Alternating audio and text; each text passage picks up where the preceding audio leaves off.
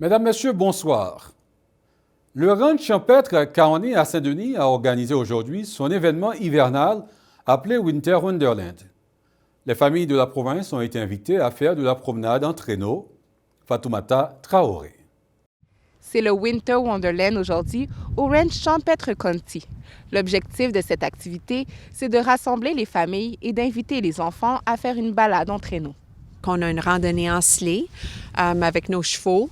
On va sur les prairies, puis ils font une randonnée d'à peu près 20 minutes. Puis ensuite, on a le feu de camp, ça fait que s'ils veulent s'asseoir confortablement, faire cuire des s'mores, boire leur chocolat chaud, ils peuvent s'asseoir là. Malgré ce qu'on pourrait penser, la propriétaire du ranch affirme que la pandémie a été bénéfique pour les activités hivernales qu'on offre ici. Les gens ils cherchaient des activités à l'extérieur. Ça fait que c'est pendant la pandémie que ça l'a vraiment pris de l'avance, puis depuis ce temps-là, ça continue. Ça l'a pas diminué, les gens, c'est juste que le mot se passe. Fait que les gens, ils ont une bonne expérience, ils en parlent à leurs amis.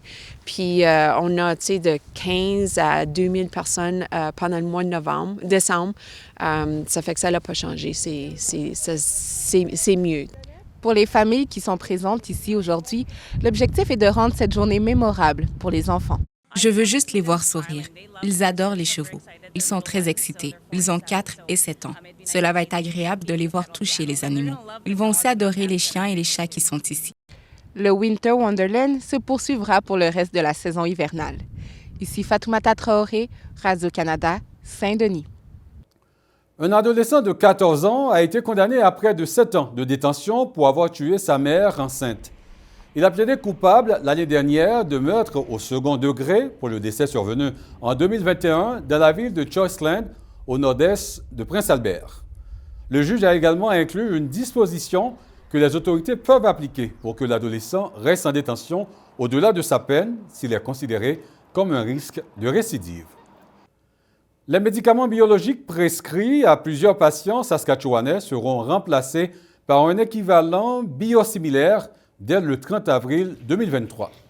Selon le gouvernement, cette décision concerne les 24 000 patients qui prennent un des 10 médicaments biologiques concernés pour traiter entre autres le diabète et l'arthrite. Cette initiative leur permettrait d'économiser environ 20 millions de dollars par année. Voilà, mesdames, messieurs, c'est ce qui complète ce bulletin d'information. On se retrouve plus tard et d'ici là, bonne soirée.